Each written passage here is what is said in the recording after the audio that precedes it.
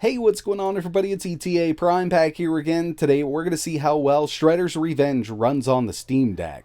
Taking a look at the system requirements, I really don't think we're going to have any issues running it. It's a lower end beat 'em up game, and this is something I've been waiting for a very long time. It's great to see a pixel-based beat 'em up released in 2022, and it's based on something that I personally really love. I've been a huge Ninja Turtles fan for a very long time. I actually have over 240 original Ninja Turtles action figures. I also collect Power Rangers stuff. I like the repros, the new stuff from Playmates. I like the NECA stuff, and my wife is getting a little upset with all the turtle stuff that I do have laying around the house. So needless to say, when they first announced Shredder's Revenge, I was super excited about it. I actually picked it up on PC and Switch, and since we've got the Steam Deck here, I figured we'd go ahead and test it out. And like I mentioned, their system requirements are pretty low, so I'm sure we're going to have a good time with it. It's just a matter of it launching with Proton on the Steam Deck, because after all, we are running Linux here. It's not a native Linux port, so this will be running in Proton. And for this, I'm going to go ahead and turn the Steam Deck down as low as I can.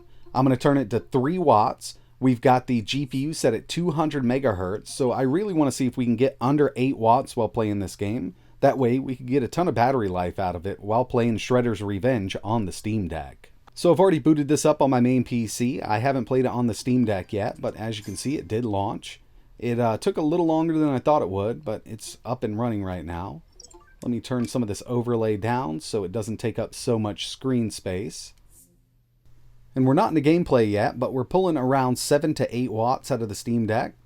Remember, we turned that GPU down to 200 megahertz, and the CPU itself is only at 3 watts, and that's from the settings here. So total battery draw here is around 8 watts in total. Let's check out the settings. Definitely going full screen with it. Alright, that looks good. Let's go ahead and get into some gameplay. We'll start out with the story mode here. Have to start a new game. I thought that save would transfer over from my main PC. But yeah, this is something I'll definitely play through a few times. I kind of wish they would have added extra costumes for the turtles, and they could always go the DLC route, but it would have been really nice to see a little bit extra here with the game. Now we do have several characters that we can choose from. Obviously, Leonardo, Michelangelo, Donatello, and Raphael. We've got Splinter, April, and you can unlock Casey Jones, but I was hoping to see Metalhead here as a playable character. One of my favorite Ninja Turtle characters, and it just would have been really nice to see him. Not sure if you got to fight him or anything. This has no spoilers in it except for the beginning of the game. Not a lot of story going on, and I didn't expect it to, given that it's a pixel-based arcade beat 'em up. I mean, it's got a little bit going on in the background, but yeah, it's just one of those games that you can play with your friends and have a lot of fun with it. And I just wanted to make sure that we are at 200 on the GPU, 3 watts on the CPU. Going into this, I expected that the hardware would run this at full speed as long as we could get it to launch with Proton. And so far, I mean, this is a flawless experience on the Steam Deck with Shredder's Revenge.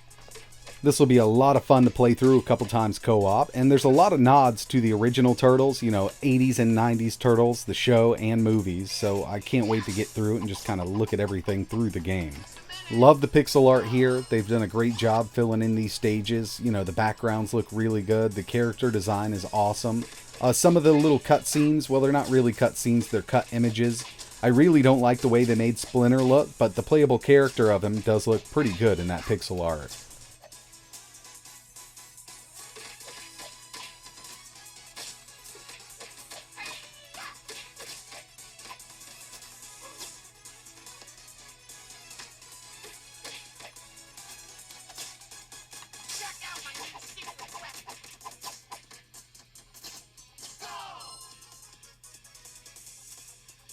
So yeah, if you're looking for a great game to play in your Steam Deck, then I can highly recommend this one.